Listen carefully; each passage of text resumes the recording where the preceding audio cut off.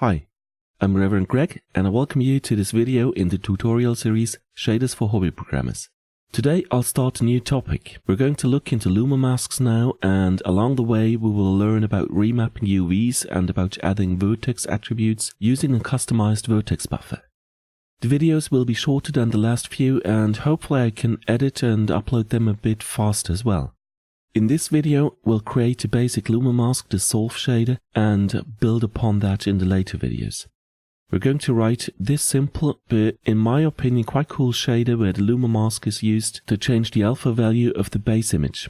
We'll be a bit restricted though, because in this version we'll need the base sprite and the mask sprite to be square, and both need to be on a separate texture page. In the next video, however, we'll be able to use sprites with different aspects, set both images on two different mixed texture pages, and the texture pages can be of different sizes and aspect ratios as well. We'll learn about two approaches to achieve this. One is remapping the base images UVs to the mask's UVs, and the other is using vertex buffers to pass in the mask's UVs as vertex attributes. This sounds boring, but this part is actually really important for many other shaders as well. For me, this was also the most difficult part because we'll have to work with 3 different coordinate systems at the same time to make this work. And in the third video, we'll build upon the UV remapped version and add a 2-colored rim to the shader to create some comic-like or 70s style effect.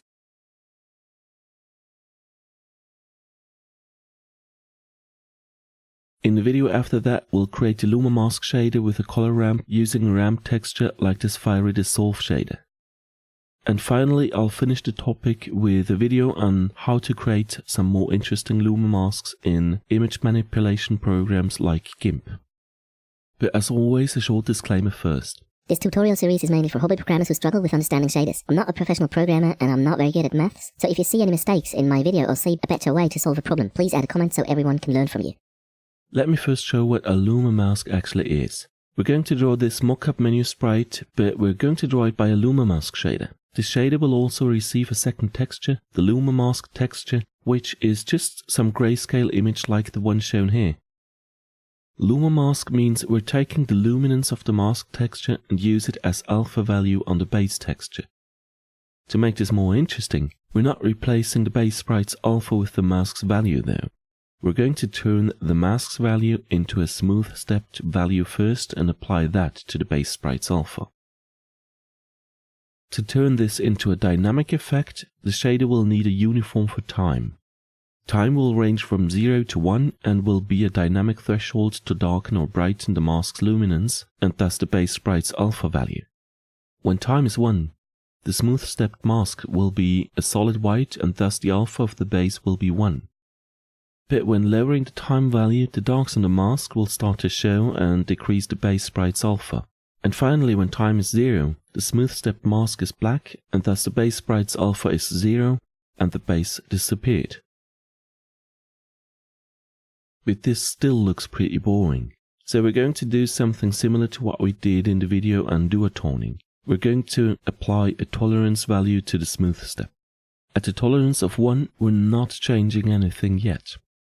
But if we lower the tolerance, the smooth step will narrow the mask's edge values and this will push darker values to black and brighter values to white, meaning the alpha fade gradient will get tighter if we lower the tolerance. With tolerance at 0, smooth step will be the same as a simple step setting alpha to either 0 or 1 with nothing in between.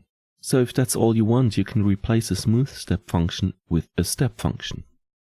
With the tolerance lowered and the time automated, we can now see how the thresholds and tolerance change the values and the base sprite's alpha over time. The sprite seems to dissolve and reassemble. And finally, we'll also add a simple invert uniform so we can invert the mask's values and thus changing the fade direction. I added this so I can change the direction for fading in and fading out without inverting the sprites and without writing a new shader. In this little demo here, I'm just clicking the invert toggle whenever the sprite is fully opaque or fully invisible to show what I intended with this inversion uniform. But now let's start creating this in GameMaker Studio. First we'll need an object. I'll just duplicate the template module of the base project and rename it to object Luma Mask 1 text. 1 text because we're setting the mask and the base sprite to use a separate texture page each.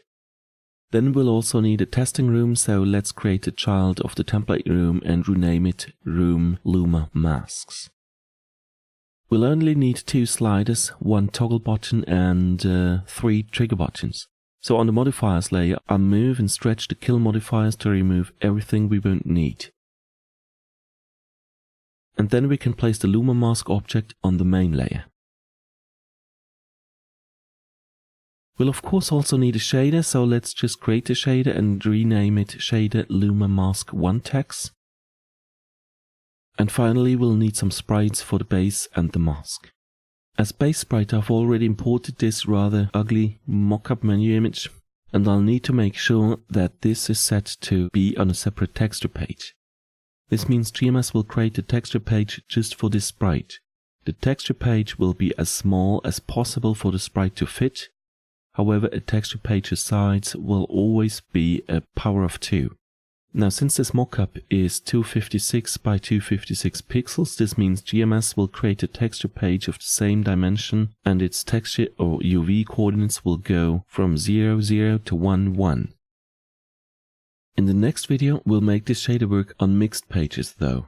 So for now, just make sure it's fairly large, square, its dimensions are a power of 2 and it's on a separate texture page. In GMS1, the checkbox to put the sprite on a separate texture page is called Used for 3D.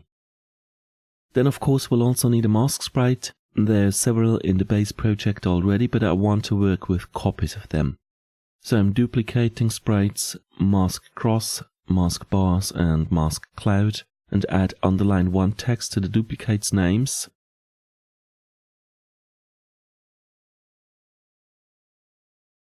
Then I'll set all those masks to be on a separate texture page as well. And since these also are 256 by 256 pixels large, so a power of 2, GMS will create a separate texture page for these and their UVs will range from 0, 0 to 1, 1 as well. Like this we make sure the base texture and the masks have the same coordinates on their texture pages. Now we're ready for coding. Let's start with the object.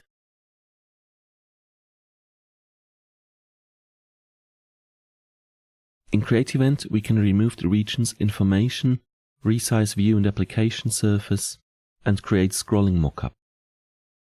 Inside the region, title, and so on, I'll quickly change the title and info text to describe what this test module does.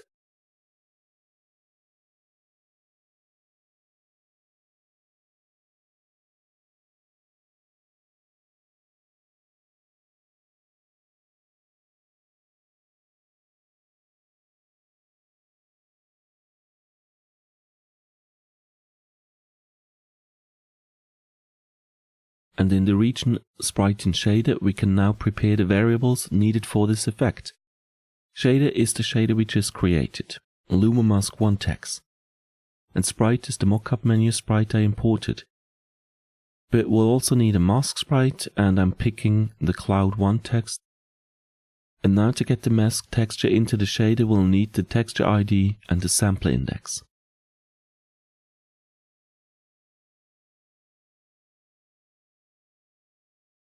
And finally the uniform handles for time, tolerance, and inversion.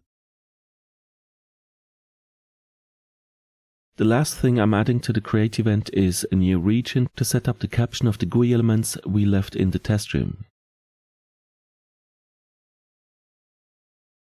The 2 sliders will be for time and size, which is basically the tolerance. The toggle button will set whether the mask values get inverted or not. And the 3 triggers will set the time slider's automation speed.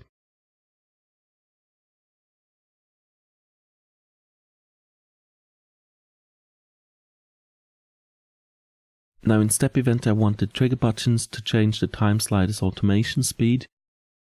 So I'm just inheriting the parent's step event. set the variable for the base time slider automation speed, and if any of the triggers is pressed,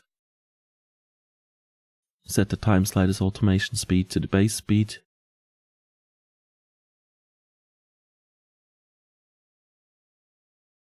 or 2 times or 3 times the base speed.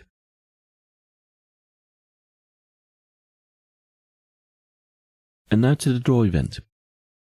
First I'm getting time and tolerance from the 2 sliders,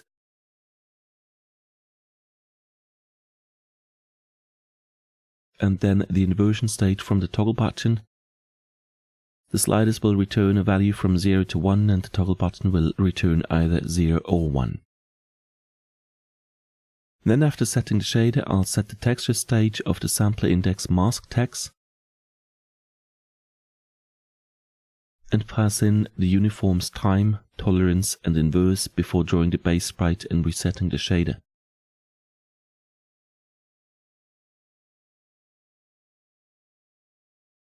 The next step is the shader code, so let's open the shader and close the vertex shader right away. We won't need it in this video.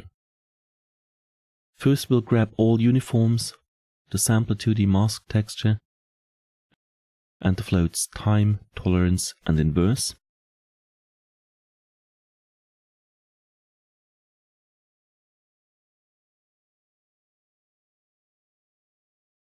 And inside the main function I'll split the glfrag color line as always.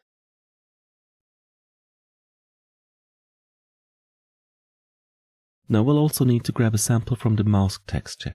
Since we made sure that the mask texture has the same UVs as the base texture by setting them both on a separate texture page, we can now use VV text chord from the base sprite to grab a sample from the mask sprite as well. But we'll only need one color channel to get the luminance, and I'm picking the red channel.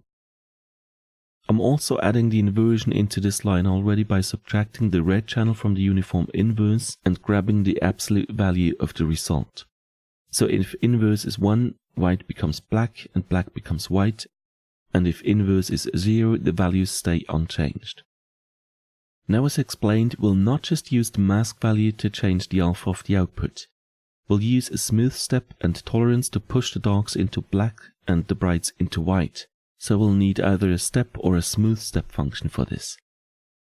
The lower threshold will be the current mask value, the upper threshold will be the current mask value plus tolerance, and the value to compare to the thresholds is time.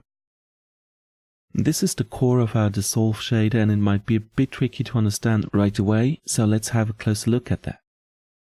First, an explanation of smooth step in general. I already did that in a previous video, so I'll just repeat what I explained there. Smooth step takes 3 arguments, value 1, value 2, and a value to compare against those 2 first values. If the value to compare is lower than or equal to value 1, smooth step returns 0.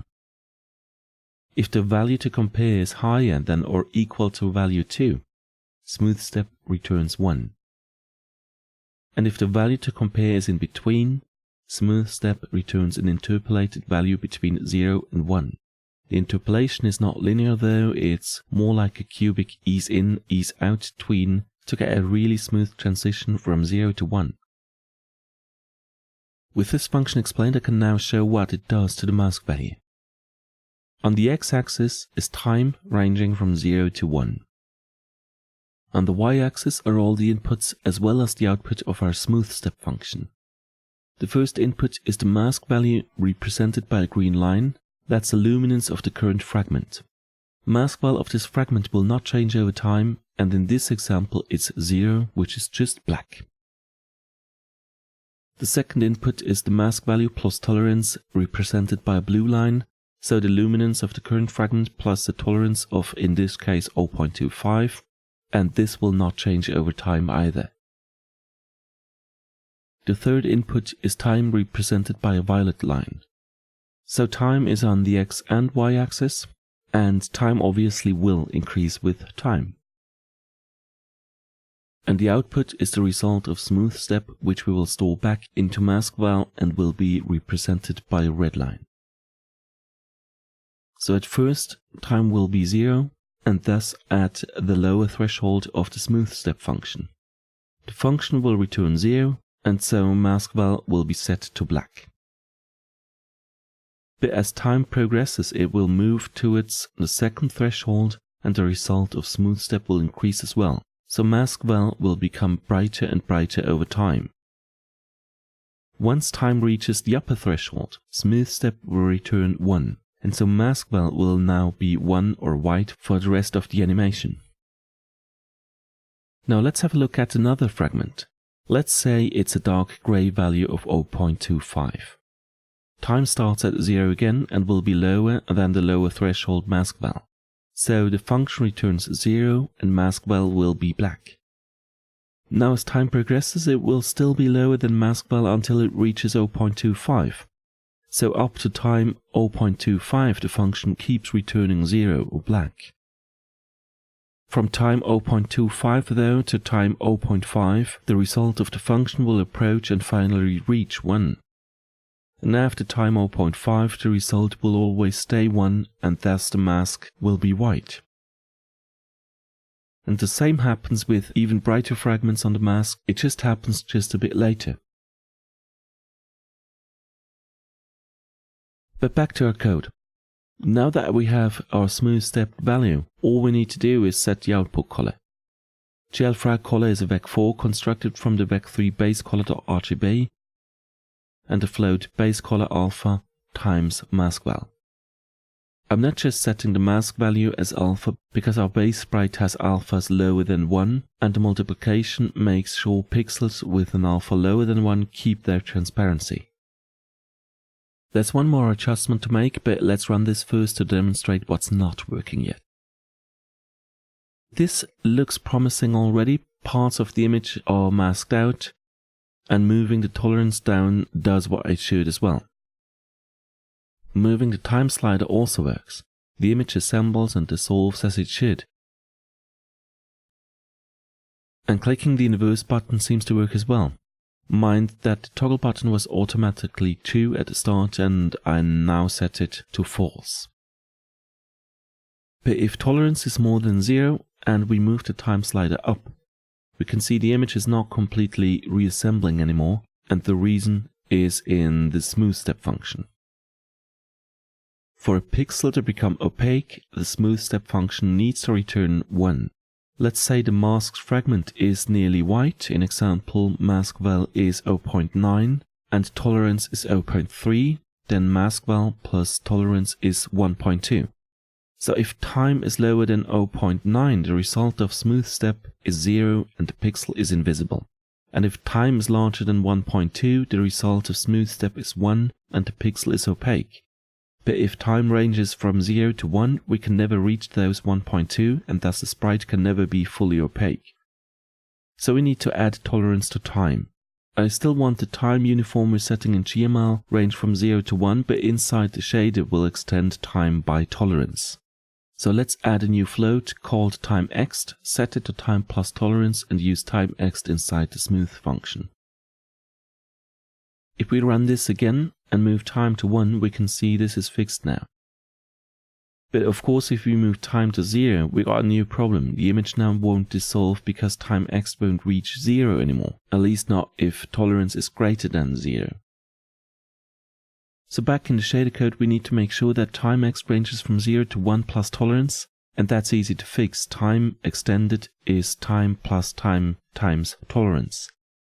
Now with time at 0, tolerance won't matter anymore, and with time at 1 we'll fully respect the tolerance. If we run this now, everything will work as expected. The sprite fully dissolves and reassembles, tolerance and automation works, and the automation speed can be set as well.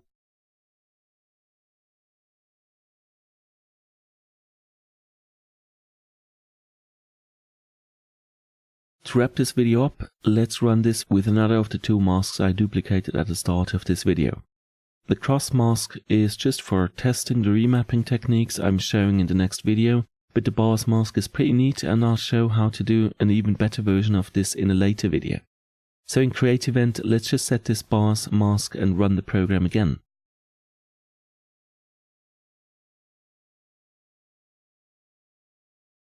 really like this one, but as mentioned, we can do better, and I will learn how to in a later video. But that's it for this part on Luma masking. In the next video, I'll build on what we got now to make it work even if the two textures have different aspects, or on mixed texture pages and even different texture pages just in case. In the third video, I'll add a colored rim. In the video after that, I'll replace the colored rim with a colored ramp to make effects like this finely dissolve shader. And then I'll add a last video on Luma Mask showing how to create your own masks. Until next time.